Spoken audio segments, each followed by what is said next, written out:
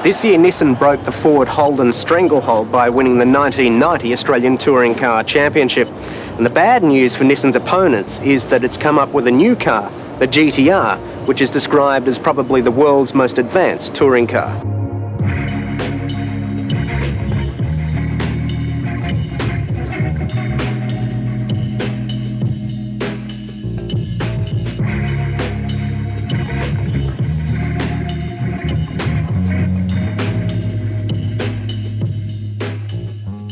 Gebrakan Nissan yang mengeluarkan Nissan GT-R R32 pada tahun 1989 menimbulkan kecemasan pada kompetitornya. Kecemasan itu makin nyata ketika review dari GT-R dipublish oleh majalah Wheels pada bulan Juli di tahun yang sama. Karena begitu puasnya performa dan begitu advance-nya teknologi yang ada pada mobil ini, orang-orang Jepang menjuluki mobil ini dengan sebutan Obakemono atau The Monster. Dan julukan itu juga ditulis di majalah Wheels. Tapi julukan Godzilla lebih populer karena ditaruh di sampul majalah Wheels yang ada liputan mobil GT-R R32. Kengerian dari mobil ini nggak cuma berhenti di jalan raya, tapi juga merembet ke arena balap. Kisah paling terkenal dari GT-R R32 versi balap adalah mobilnya tim Impul di JTCC. Tapi Godzilla yang neror JTCC nggak lebih serem dari Godzilla yang ngacak-ngacak ATCC. Abis ini kami ceritain lebih detail. Kisah dimulai dari sebuah tim bernama Gibson Motorsport, yaitu sebuah tim bentukan Fred Gibson, yang dulunya seorang pembalap yang terkenal di Australia. Tim ini punya relasi yang baik dan bahkan disponsori full oleh ATPM Nissan di Australia.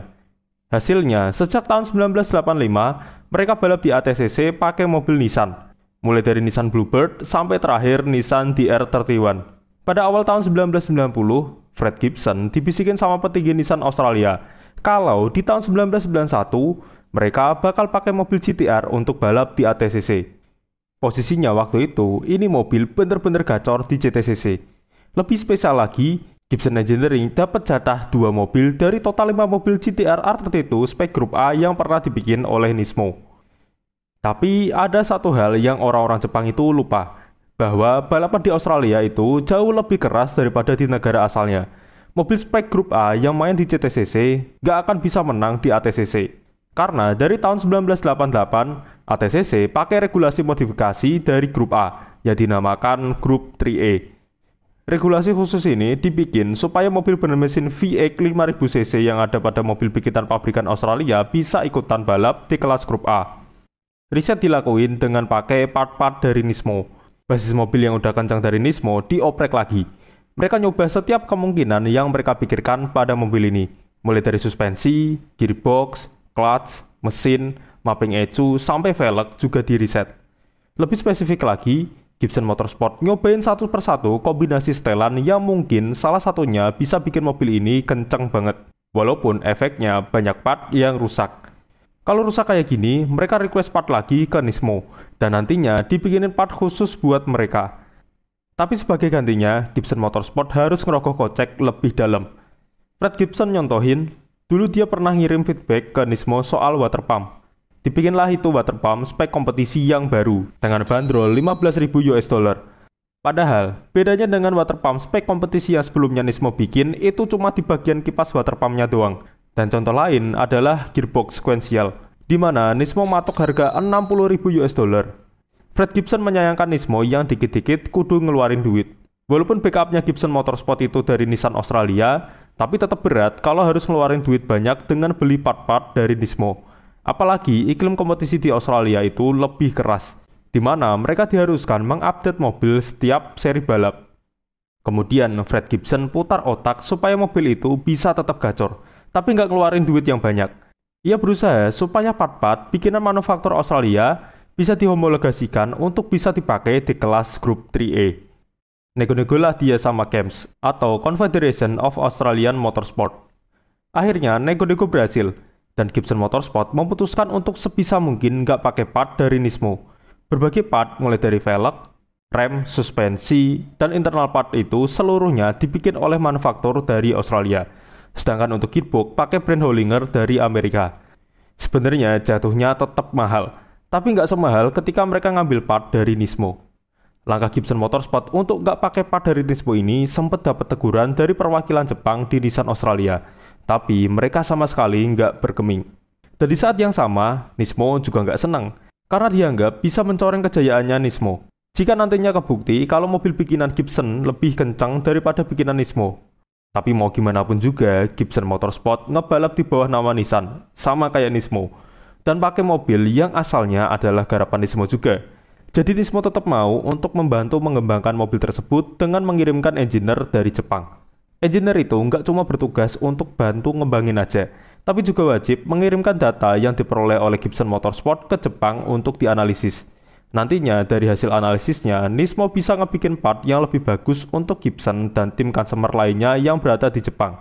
Tentu aja dengan harga mahal yang harus ditebus. Seiring berjalannya waktu, Nismo tahu kalau apa yang dilakuin oleh Gibson Motorsport dengan GT-R R32 lebih advance dari yang mereka lakuin. Hasil research dari Gibson Motorsport benar-benar gila. Powernya tembus 650 horsepower on wheels. Tapi pas dipakai balap, diturunin jadi 620 horsepower. Dan pas kualifikasi, boost turbonya dinaikin, sehingga powernya bisa nyentuh 700 horsepower. Dan ingat, power on wheels. Sebagai perbandingan, di kurun waktu yang sama, mobil R32 dari tim Impul dan tim Taisan yang main di JTCC, powernya cuma ada di kisaran 500 horsepower. Mobil ini juga unik, sistem AWD-nya nggak otomatis aktif kayak GT-R standar, tapi ada switch khusus yang isinya 3 mode. Mode 0, penggerak belakangnya doang yang hidup. Biasanya dipakai pas start. Kemudian ada mode 1 yang merupakan mode AWD yang digunakan pas balapan. Dan yang terakhir ada mode 2 yang cuma penggerak depannya aja yang aktif. Total biaya pengembangan GT-R ini mencapai 1 juta US dollar. Dan kalau ada tim lain yang mau bangun mobil yang sama di Gibson Motorsport, dikenakan biaya 600.000 US dollar untuk satu mobil. Mobil ini debut di ATCC pada tahun 1990. Tepatnya di ATCC Round 6 yang diselenggarakan di Malaya Motorsport Park. Johnson's up to third. Mark Scaife in the new Nissan four-wheel drive twin turbo GT-R sits right in behind Nick Johnson. The thing to watch today with the Nissan, I think the thing that struck just about everyone here, it might be the best handling car in its debut appearance, but watch it come off a corner and work the next straight. Yes, well, that's where the traction on all four wheels, Michael, gives it something to think about. Gibson Motorsport langsung turunin 2 mobil yang masing-masing untuk Jim Richards dan Mark Scaife. Pada 3 balapan yang diikuti GT-R R32 di musim 1990 itu, capaian terbaiknya menang 1 kali yang semuanya dicapai oleh Jim Richards. Mobil ini juga turut membantu Jim Richards untuk meraih juara ATCC musim 1990. Selain itu, Gibson Motorsport dengan GT-R-nya juga ikut Tohei's 1000 atau Bathurst 1000 di kelas Division 1. Karena ini event endurance, jadi satu mobil disetirin oleh 2 driver, yaitu Jim Richards dan Mark Scaife. Karena performanya di ATCC, mobil itu diprediksi dapat pole position di Tohei's Top 10 atau pas kualifikasinya. Tapi ternyata enggak. Mobil itu cuma mampu start di posisi ke-11 dan ketika balapan, mobil GT-R itu cuma bisa finish di posisi ke-18. Kengerian dari R32-nya Gibson Motorsport ini pernah diutarakan oleh Mark Scaife dalam wawancara dengan Witscar Australia yang terbit tahun 2019. Mark Scaife sendiri bilang kalau mobil itu pace-nya mirip dengan VX Supercars di zaman sekarang. Minusnya, R32 pakai ban yang lebih kecil dan gak ada piranti aero yang macam-macam. Saking gilanya itu mobil, sampai ngebuat beberapa tim gede dari pabrikan lain mulai ngelirik Nissan GT-R R32 untuk jadi tunggangan mereka di musim setelahnya. Tapi begitu dikasih tahu rincian biayanya untuk jalanin mobil itu selama semusim, tim-tim gede itu pada mundur teratur. Faktor kedua adalah, kalau tim rival itu pengen pakai GT-R dengan spek yang sama dengan yang disetirin oleh Mark Scaife dan Jim Richards, mereka harus pesan partnya ke Gibson Motorsport. Karena Nismo nggak mau ngelayanin tim consumer yang nggak punya relasi yang baik dengan ATPM Nissan di negara tempat tim itu berdiri. Tim-tim itu khawatir kalau nantinya dapat servis kelas 2, karena Gibson Motorsport berlaga satu arena dengan mereka. Sadar dengan potensi mobil ini, pada tahun 1991, CAMS selaku penyelenggara ATCC ngasih beban ekstra sebesar 50 kg untuk mobilnya Mark Scaife dan Jim Richards, dan merupakan mobil kedua yang ditambahin extra weight 50 kg setelah Ford Sierra RS500. Mobil bikinan Gibson Motorsport ini lebih kencang daripada bikinan Nismo.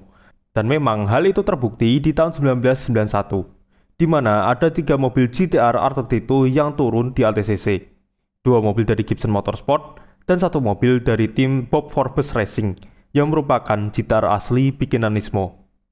mobil GT-R dari Bob Forbes Racing turun di round ke-8 sampai 9. Capaian terbaiknya cuma di round ke-9 dengan finish di posisi ke-5.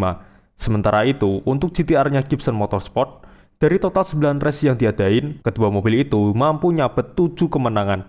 Dengan catatan Mark Skaife menang 3 kali, dan Jim Richards menang 4 kali. Capaian ini juga turut mengantarkan Jim Richards untuk kembali memenangkan ATCC musim 1991. Tapi, omongan Fred Gibson soal mobil Nismo yang nggak akan pernah menang di Australia, sebenarnya terlalu dini untuk disimpulkan benar apa enggaknya. Kita lanjut ke balap endurance-nya, di mana mobil dari kedua tim ini imbang. Dari total 2 race yang diadain, GT-R dari Bob Forbes Racing menang 1 kali di Shandon 500. Dan GT-R dari Gibson Motorsport menang 1 kali juga di Bathurst 1000. Lanjut ke tahun 1992, Gibson Motorsport dapat dana gede dari Winfield. Sebelum Winfield masuk, mereka dapat jatah 1 juta US dollar untuk biaya pengembangan mobil dan operasional selama 1 musim. Setelah Winfield masuk, mereka bisa ngantongin duit sampai 4 juta US dollar tiap musim. Nominal itu bahkan kalau dibandingkan dengan budget tim-tim VX Supercar sekarang ini, hitungannya masih gede. Di tahun 1992 itu pula, mobil ini makin di-nerf. Di tahun 1991, mobil ini dalam tanda kutip cuma diberi tambahan bobot 50 kg. Tapi di tahun 1992, ditambahin extra weight lagi sebesar 100 kg. Total, di tahun 1992, bobot mobil ini udah nyentuh 1.500 kg. Sama kayak bobot mobil sedan midsize macam Camry dan Altima yang ada di dealer. Walaupun di-nerf abis-abisan, tapi mobil ini tetap ngacir. Dari total 9 seri yang dilombakan pada ATCC tahun 1992, Arthur Tito dari Gibson Motorsport menang 4 kali, yang semuanya dicatatkan oleh Mark Skaife, dan selebihnya podium semua. Sementara lawannya yang pakai GT-R Arthur Tito korekan Nismo, yaitu Mark Gibbs dari tim Gio Racing, cuma mampu nangkring di posisi ke-6 klasemen akhir, dengan capaian 1 kali podium 3. Salah satu momen memorable yang terkait dengan mobil korekan Gibson Motorsport ini juga terjadi pada tahun 1992. Momen itu terjadi ketika Mark Skaife dan Jim Richards menang Tauheish 1000 atau Bathurst 1000. Jadi waktu itu, Bathurst bener-bener chaos karena banyak yang crash pada lap ke-144. Termasuk mobil GT-R yang disetirin oleh Mark dan Jim. Akhirnya, balapan dihentikan pada lap ke-145.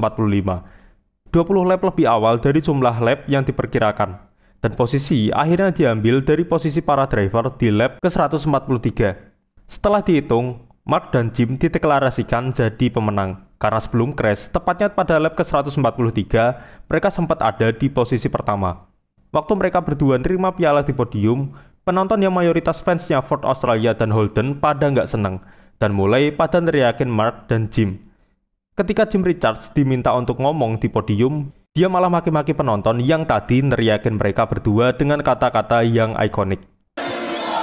Next year is another year, but the Nissan GT-Rs have been all-powerful for the last couple of seasons. Yeah. The regulations said they could run, and you took advantage of those conditions, and the car proved to be simply unconquerable. Yeah, thanks, Gary. I'm just really stunned for words. I can't believe the reception. I thought Australian race fans had a lot more to go than this. This is bloody disgraceful. I'll keep racing, but I'll tell you what, this is going to remain with me for a long time. You're a pack of arseholes.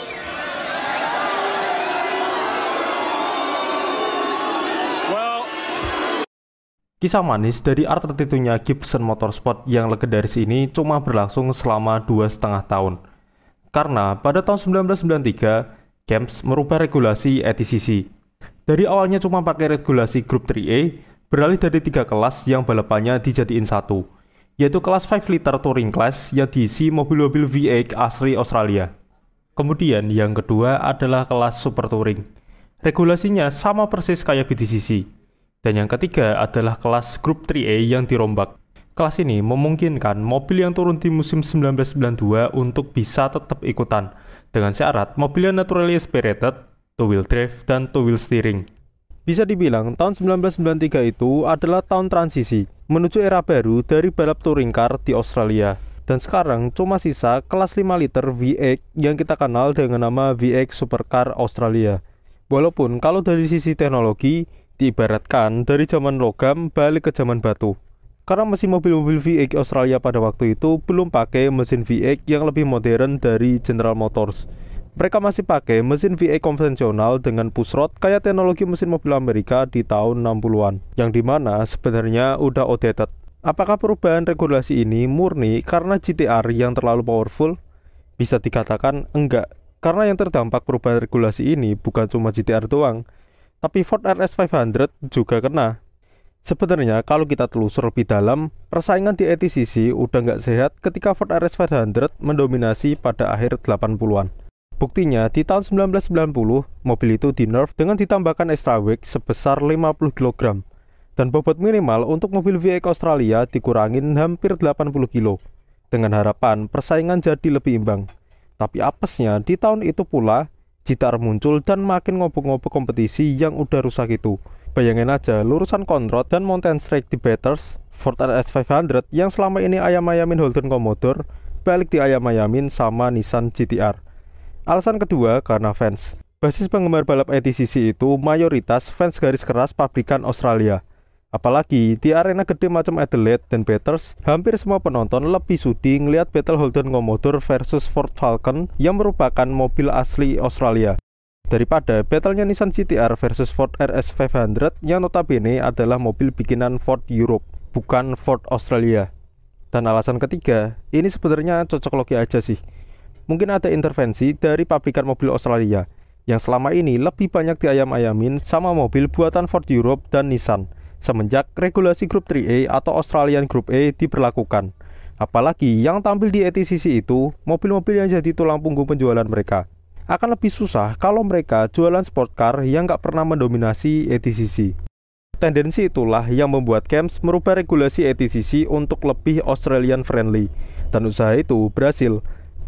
Peta persaingan di ATCC berubah total mulai tahun 1993. Mobil-mobil Australia benar-benar mendominasi, sampai akhirnya pada tahun 1994, VX Supercar resmi berdiri untuk menggantikan ATCC. Gimana dengan mobil balap yang pakai regulasi Super Touring atau Group 3A? Untuk tahun 1994, kelas Group 3A udah nggak ada. Dan kelas Super Touring dibikinin event sendiri yang bernama Australia Manufacturer Championship.